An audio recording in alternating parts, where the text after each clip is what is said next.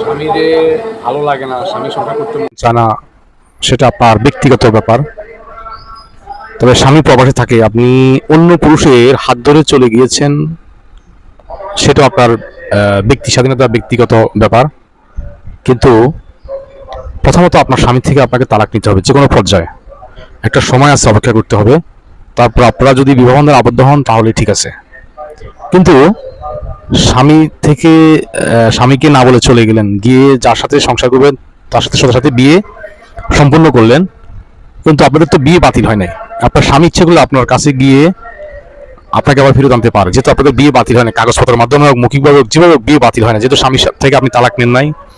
এটার জন্য আপনাকে কোনো আলিমের দ্বারস্থ হতে হবে, অথবা কোনো ইয়ার মাধ্যমে তার নোটিশ পাঠাতে হবে, অপেক্ষা করতে হবে, তারপর আপনি তার সাথে বিবাদে আবদ্ধ হতে পারবেন। যদি আপনি সেটা না করেন তাহলে দেখা যাবে আপনার মেলামেশাটা সেটাও হারাম, আপনার সন্তান যারা হবে তারা হবে জারজ। তো অনেকেই স্বামীর সংসার ছেড়ে দিয়ে সরাসরি ওই আরেকজনের সাথে বিয়ে বসে ঘর করে, এটা হারাম হবে এবং সন্তানগুলো জারজ হবে। এই জন্য ইসলাম বলছে যে প্রত্যেকটা নরনারীর জন্য জ্ঞান অর্জন করা ফরজ। অপকর্ম করবেন সেখান থেকে বাঁচার জন্য জ্ঞান অর্জন করতে হবে।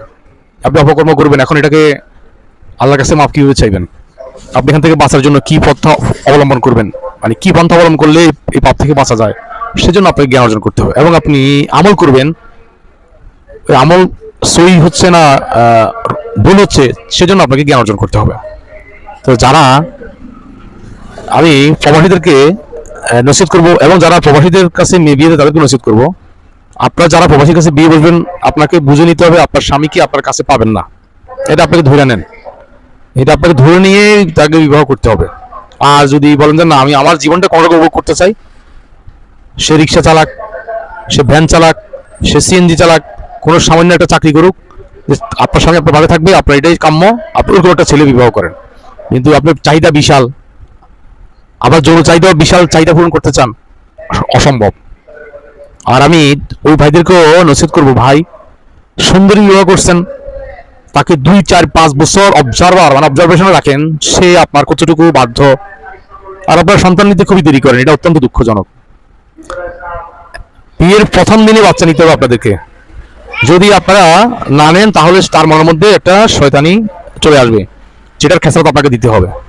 তো তাকে অবজার্ভ করবেন, তার কাছে টাকা পাঠাবেন না, টাকা পাঠাবেন ঘরের মুরব্বীদের কাছে, তারা বাজার করবে, তার যারা দরকার তারা এনে দিবে, তাহলে আপনার কষ্ট পাওয়ার কোনো সুযোগ নেই। তার যেটা ভরণ পোষণ দরকার সেটা আপনি দিবেন, কিন্তু তার হাতে ব্যাংক অ্যাকাউন্ট তার কাছে করে দেন, ব্যাংকে